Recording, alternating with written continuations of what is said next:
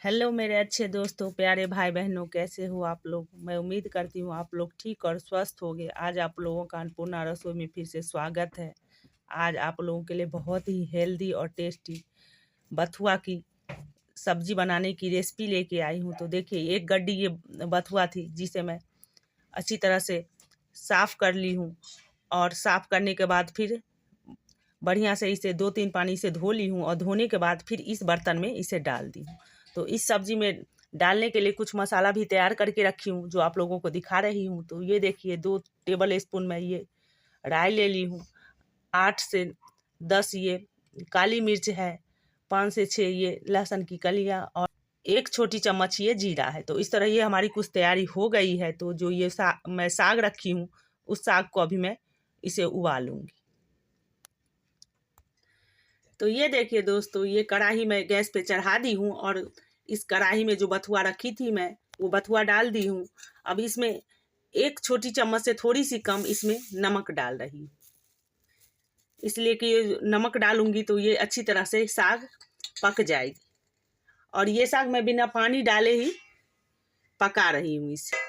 तो इस तरह इसे ढक्कन से मैं कवर भी कर दी हूँ और गैस अभी इसी टाइम हम गैस का फ्लेम बिल्कुल लो रखेंगे और लो फ्लेम पे ही इसे पका लेंगे।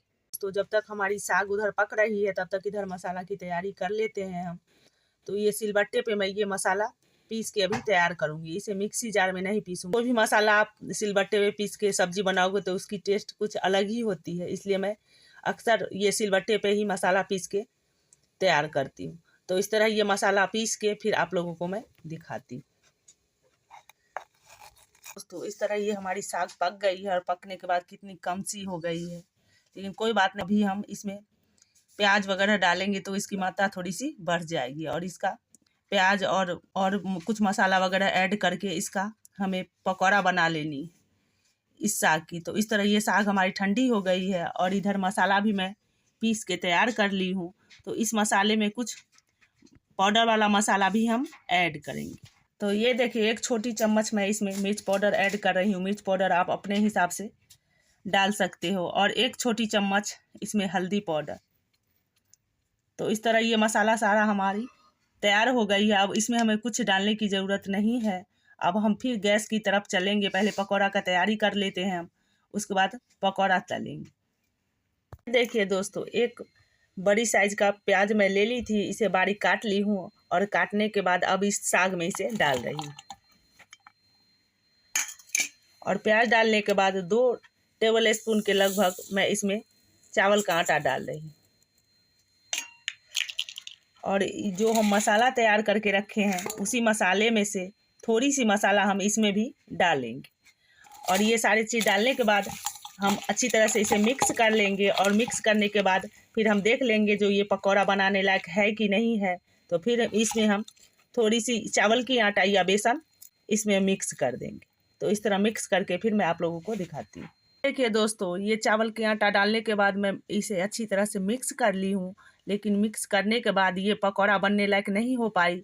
तो फिर मैं इसमें 2 टेबल स्पून बेसन डाल दी हूँ और बेसन डालने के बाद फिर से हम इसे 1 मिनट के लिए अच्छी तरह से मिक्स कर लेंगे। ये दोस्तों, ये बेसन डालने के बाद मैं अच्छी तरह से इसे मिक्स कर ली हूँ। तो अब ये बिल्कुल पकौड़ा बनाने की कंसिस्टेंसी में आ गई है। तो अब हम चलते हैं इसका पकौड़ा तलने। देखिए दोस्तों, फिर मैं गैस की तरफ चली आई हूँ और फिर से दोबारा से मैं इस पे कढ़ाई चढ़ा दी थी गर्म होने के लिए। तो कढ़ाई हमारी गर्म हो गई है। इसमें 4 टेबल स्पून के लगभग मैं सरसों का तेल डाल दी थी गर्म होने के लिए। तो वो तेल भी हमारी गर्म हो गई है। तो हम इसमें पकौड़ा बना के फ्राई करेंगे। तो पकौड़ा आप अपने हिसाब से लंबा गोल कर सकते हो, आपको जैसा शेप पसंद है उस हिसाब से ना वैसा शेप आप डाल के फ्राई कर सकते हो।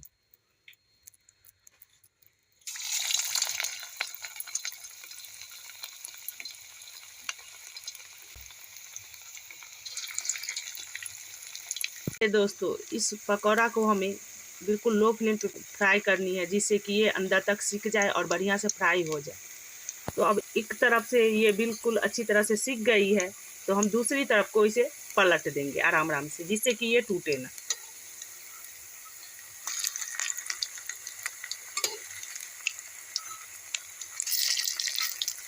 तो इसी तरह अलट पलट के फिर अच्छी तरह से फ्राई करके मैं आप लोगों को दिखाती हूँ। ये दोस्तों इस तरह मैं अलट पलट के इसे अच्छी तरह से फ्राई कर ली हूँ। अब इससे ज़्यादा हमें इसे फ्राई नहीं करनी है, अब इसी टाइम हमें इसे निकाल लेंगे। तो ये देखिए दोस्तों, इस तरह ये सारा पकौड़ा मैं तल के ये निकाल ली हूँ, और निकालने के बाद अब फिर मैं गैस की तरफ चलती हूँ। तो ये देखिए फ्राई करने के बाद इतनी सारी तेल इसमें इस कढ़ाई में बच गई है। हमें इसमें अब तेल देने की ज़रूरत नहीं है, तो इतना ही तेल में हम सब्जी बनाएंगे। तो जब तक हमारी उधर तेल अच्छी तरह से गर्म हो रही है, इसलिए कि जो पकौड़ा मैं फ्राई करके निकाली थी वो निकालने के बाद थोड़ी देर के लिए मैं गैस बंद कर दी थी, तो तेल हमारी ठंडी हो गई थी। तो अब जब तक हमारी तेल उधर गर्म हो रही है, तब तक जो इस सब्जी में हम तड़का लगाएंगे वो आप लोगों को दिखा रहे हैं। तो ये देखिए आधी छोटी चम्मच मैं ये राई ले ली हूँ, आधी छोटी चम्मच ये जीरा है, आधी छोटी चम्मच ये मेथी दाना है, और 2 तेज पत्ता है। तो ये सारे चीज़ हम जो ये सब्जी बनाएंगे उसमें तड़का लगाएंगे। तो ये देखिए तेल हमारी फिर से गर्म हो गई है। तो अब इस गरम तेल में हम सबसे पहले तेज पत्ता डालेंगे। जब तेज पत्ता हमारी हल्की सी फ्राई हो जाएगी तो हम इसमें सरसों और मेथी दाना जीरा डालेंगे।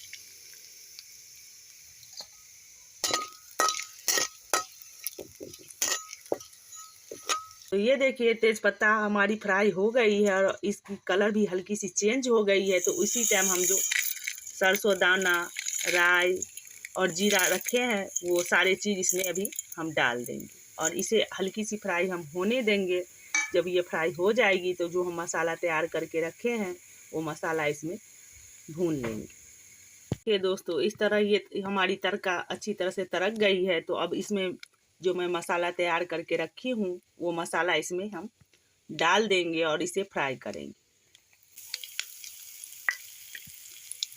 तो ये देखिए इसमें मैं 2 चम्मच पानी भी इस मसाला में डाल रही हूँ।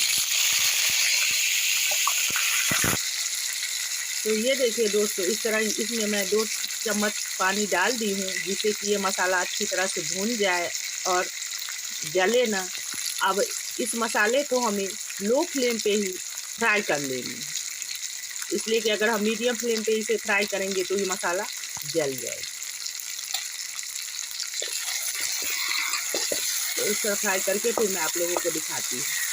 इस मसाले को लो फ्लेम पे फ्राई करते हुए मुझे 2 से 3 मिनट हो गई है और ये मसाला भी अच्छी तरह से भून गई है और इस मसाला से तेल भी अलग होने लगी है। तो अब इस टाइम हम इसमें पानी डाल देंगे।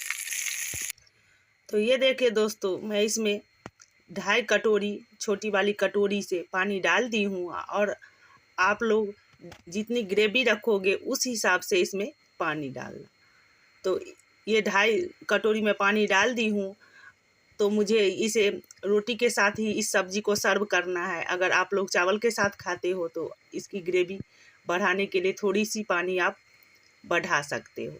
तो इस तरह अब इसमें हम स्वादानुसार नमक डालेंगे और नमक थोड़ा देख के ही डालेंगे, इसलिए कि जब हम साग पका रहे थे तो उस टाइम भी 1 छोटी चम्मच से थोड़ी सी कम हम नमक डाले थे। तो उसी हिसाब से हमें इसमें नमक डालनी। तो मैं इसमें आधी टेबल स्पून नमक डालूँगी। तो ये देखिए नमक डालने के बाद इसे मैं ढक्कन से ढक दूँगी जिससे कि ये जल्दी से इस ग्रेवी में एक उबाल आ जाए। तो फिर मैं वो जो पकौड़ा बना के रखी हूँ वो पकौड़ा इसमें डालूँगी। तो अब हम अभी गैस का फ्लेम मीडियम कर देंगे और जब एक उबाल आ जाएगी तो हम पकौड़ा इसमें डाल देंगे और डालने के बाद फिर हम इसका लो फ्लेम कर देंगे। तो ये देखिए ढक्कन से मैं इस ग्रेवी को ढक दी हूँ। अब एक उबाल आने तक हम इसका इंतज़ार करते हैं। तो ये देखिए इस ग्रेवी को मैं ढक्कन से कवर कर दी हूँ और कवर करने के बाद अब एक उबाल आने का हम इंतज़ार करते हैं। जब एक उबाल आ जाएगी तब हम इसमें पकौड़ा डालेंगे। तो ये देखिए इस ग्रेवी में एक उबाल आ गई है। तो अब इसी टाइम हम जो पकौड़ा बना के रखे हैं वो पकौड़ा एक एक करके हम इसमें डाल देंगे और गैस का फ्लेम लो ही रखेंगे और लो फ्लेम पे हम इसे 8 से 10 मिनट के लिए पका लेंगे, जिससे कि ये वैसे तो ये पहले से ही फ्राई हो रखी है ये पकौड़ा, लेकिन फिर भी ये और अच्छी तरह से पक जाए।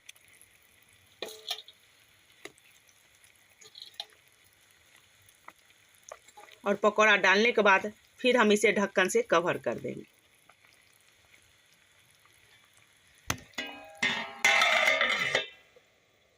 दोस्तों इस तरह 7 से 8 मिनट हो गया था मुझे इस सब्ज़ी को पकाते हुए, और ये सब्ज़ी भी हमारी अच्छी तरह से पक गई है। तो इसी टाइम मैं गैस बंद कर दी हूँ, और बंद करने के बाद ये कढ़ाई गैस से नीचे कर ली हूँ। अब लास्ट में मैं इसमें भुनी हुई कसूरी मेथी क्रश करके डाल रही हूँ।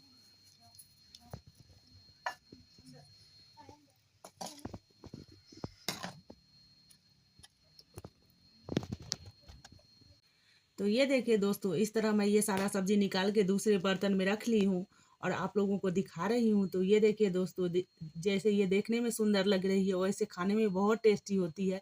तो एक बार आप लोग भी प्लीज़ इस तरीके से सब्जी बनाओ, आप लोगों को ज़रूर पसंद आएगी।